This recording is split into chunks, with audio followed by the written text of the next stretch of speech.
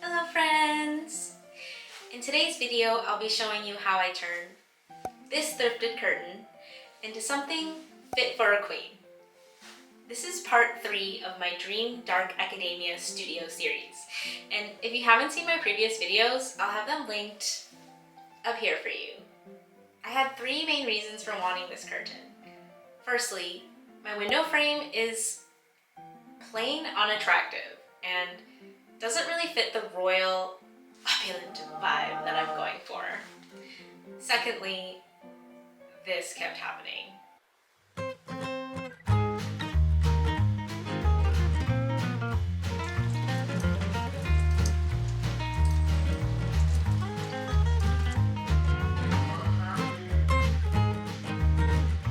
Thanks! You can leave it right there.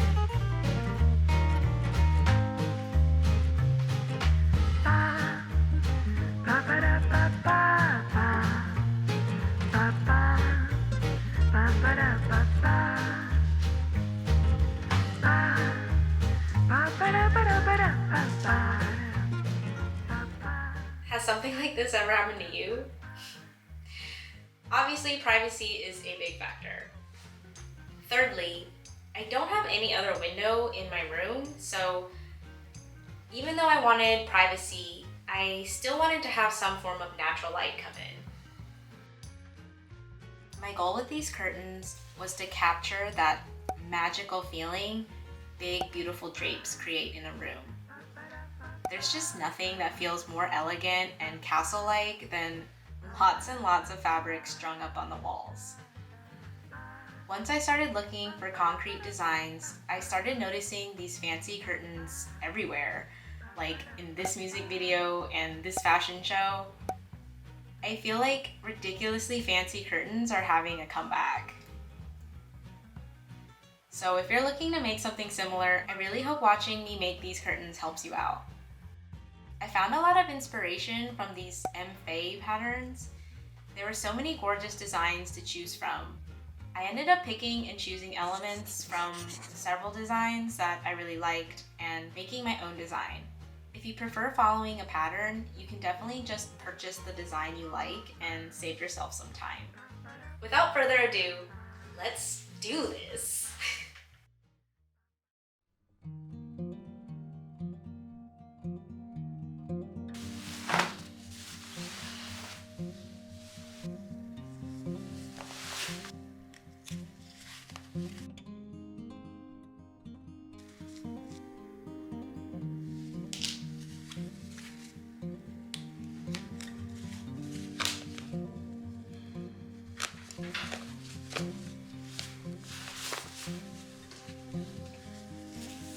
There are 3 layers to the curtain. What looks like silk for the outer fabric, a fleece inner lining, and a cotton lining. So in order to remove this hideous top panel, I have to turn it inside out to seam rip this edge.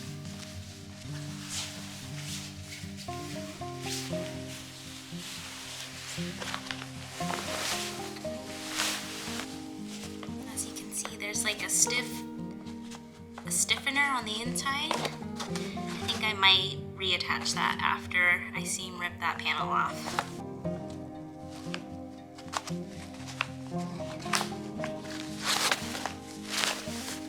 Before I do anything else, I kind of want to do a burn test to see if it is silk or polyester.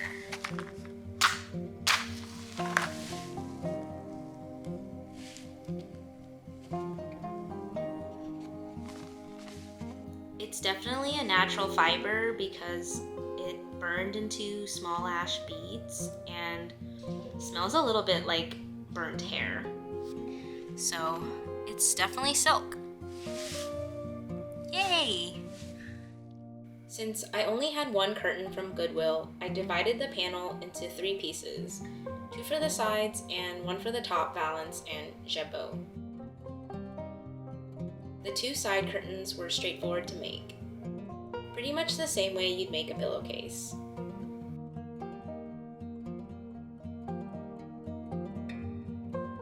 I cut the lining and inner lining slightly smaller than the outer fabric, pinned the pieces right sides together, sewed the side and top edge, and turned everything right side out.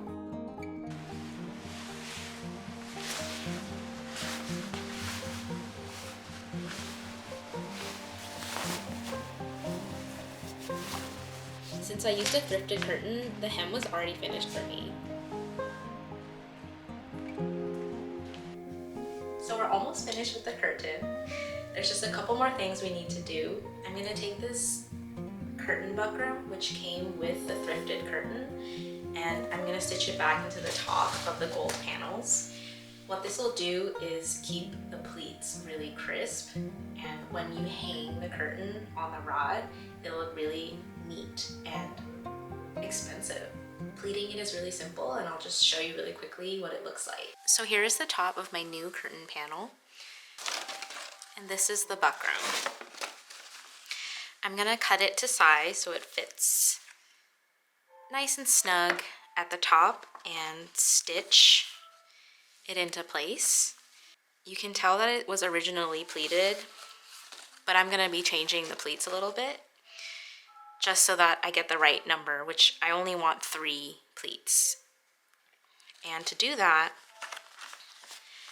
I just fold the pleats into this M shape, like that. And what that looks like is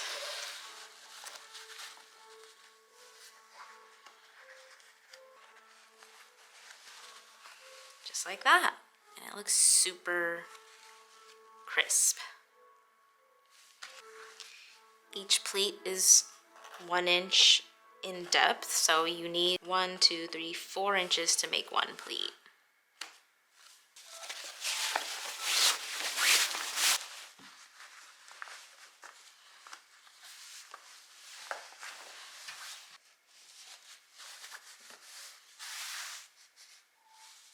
Now that it's nicely stitched in, I just have to pleat it up.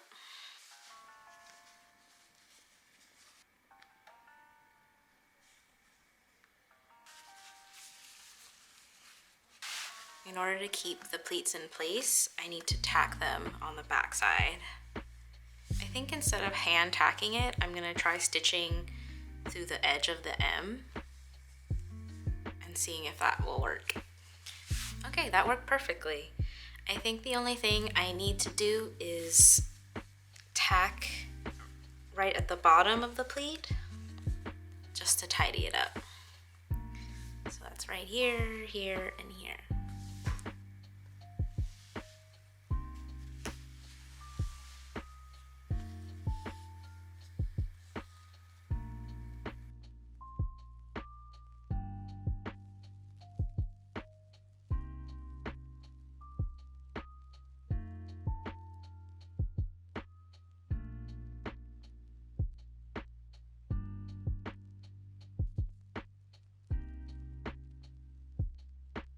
Lastly, I reattach the curtain hooks that came with the fabric on the back where the pleats are.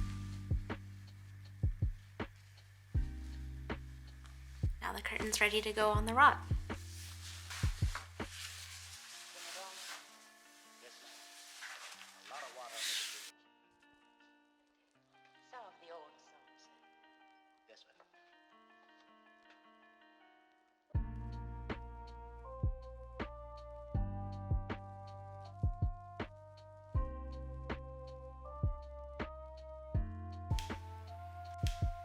Sew the sides of the valance pieces and turn right side out. If you run out of magic like I did, turn and hem the edges the Muggle way.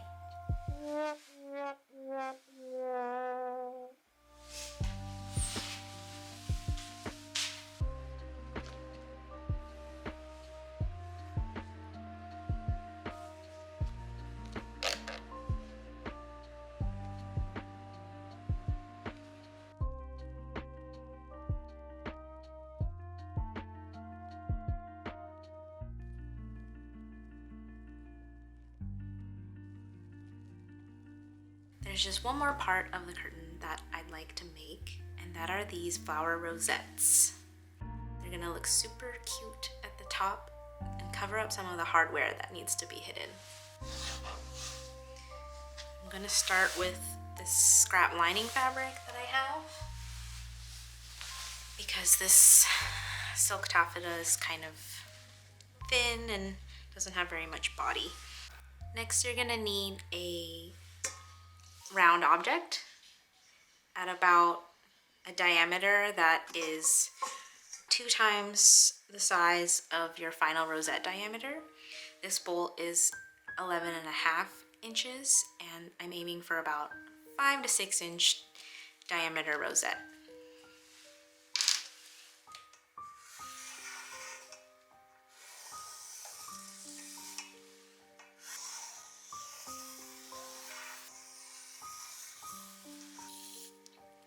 I'm using a strong upholstery thread just so it has some strength to it when I pull on the string and to gather the rosette.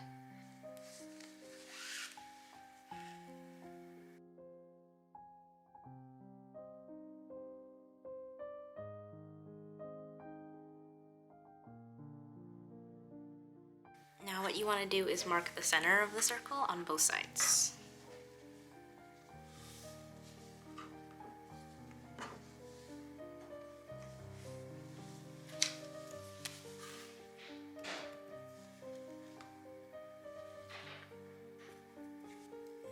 Pull on your gathering thread.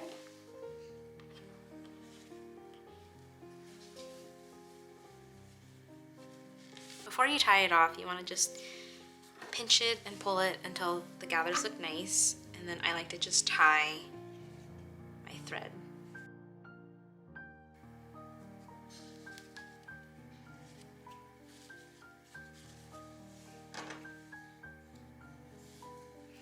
And then with the thread that's still attached, I run a couple of securing stitches through the back. This way the center gathers stay roughly in the middle. And I'm going to do that 2 more times.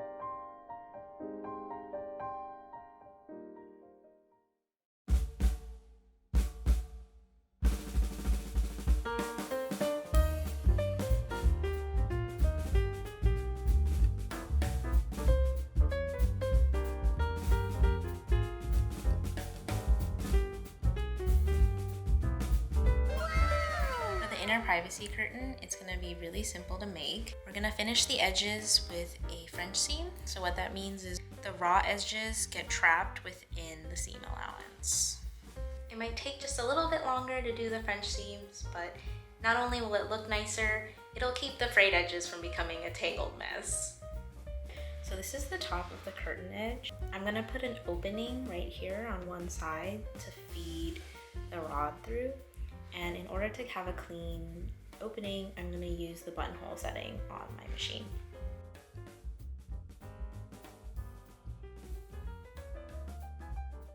We need to add some channels where the curtain will be gathered up.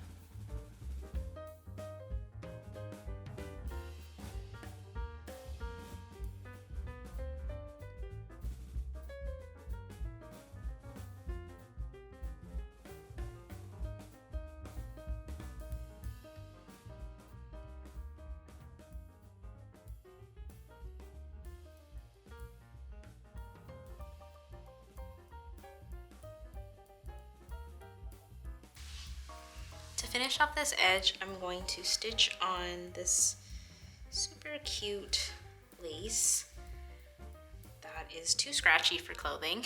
It's really cheap and made out of plastic.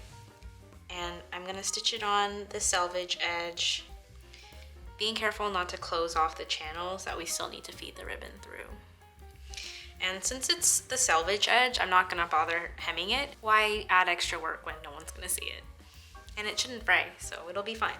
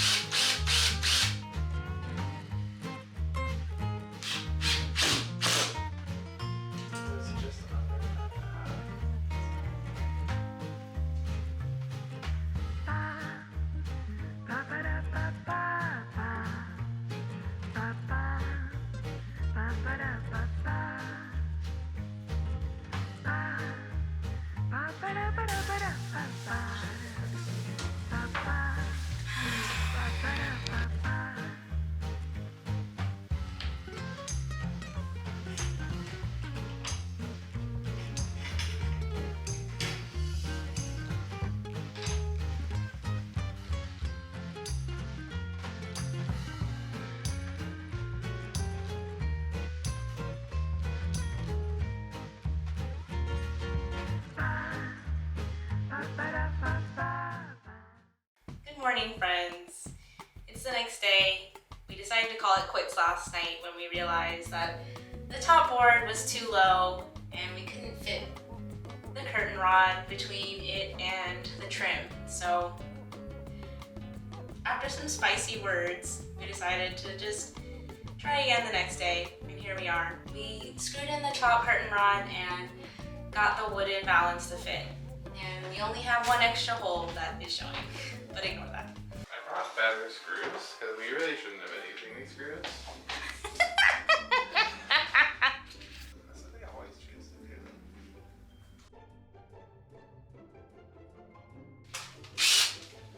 Don't do this at home, kids. These extra holes are just for aesthetic reasons. This is the moment of truth. This is the moment. It's gonna look amazing no matter what. Oh It already looks incredible. yeah. It looks like poop right now. No! It looks beautiful! Stop putting yourself down. Chaotic. When should we become such chaotic people? Super sturdy. So sturdy. For this next part, we're going to put the top of the valance on like a little hat, and then we're going to staple it to secure it, and then we will put hooks on, which will be nails, on the corners and in the center, and that's where the drapey bit's going to latch onto, and that'll completely cover this ugly plywood board. Any questions? Where are you going? He quits!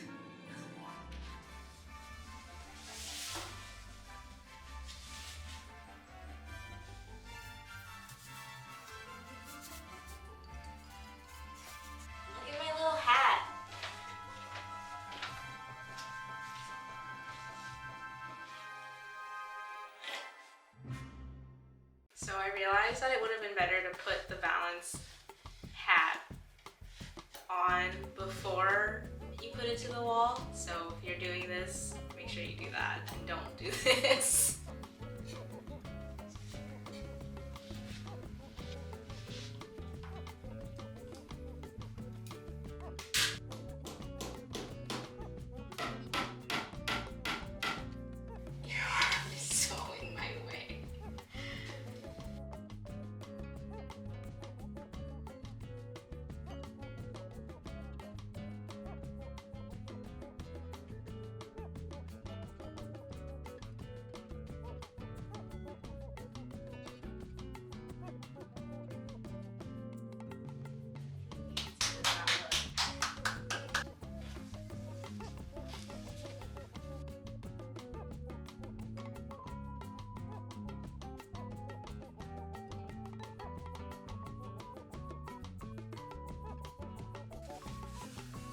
Looks fabulous, darling. After tying the zip tie and pulling the bottom to make it looser, I am pinning this top piece to the board to keep it tight. Otherwise, it just kind of sags down and looks really ugly.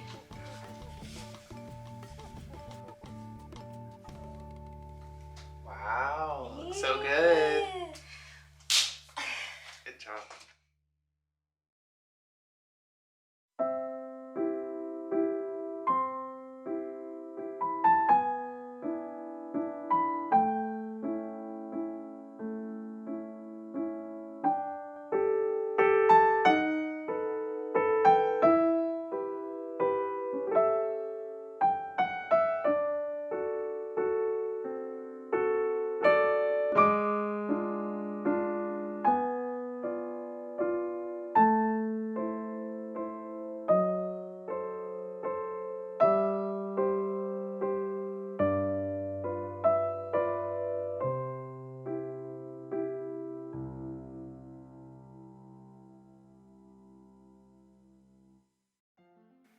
So this curtain took me so much longer than I thought it would. It was meant to be a quick weekend project.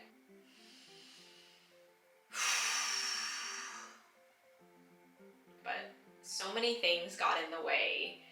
Indecision, depression, and chaotic life things, but at least it's done now. Yay! I'm really happy with how it turned out. I didn't want to spend a ton of money on this, and it turned out to be quite opulent, despite the fact that I used pretty much only materials I had in my stash. The one thing I wanted to add, and might still add in the future, is a fancy fringe or trim to the edges. I couldn't find anything affordable that I liked, but I'm gonna keep my eye out and check out secondhand shops and online retailers, and hopefully I'll get lucky sometime. What do you think? Do you prefer it without trim or with trim? Let me know what you think in the comments.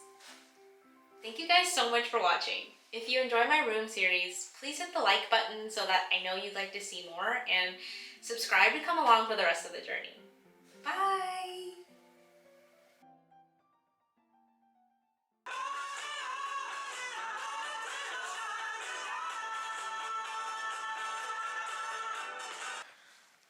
God, look at him! Coffee.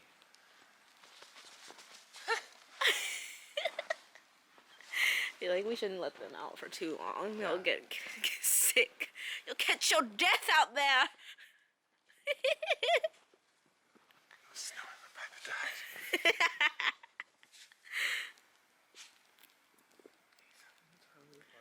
Yeah.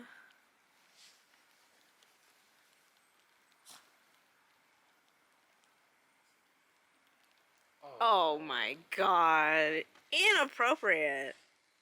You think that's okay for YouTube, Coffee?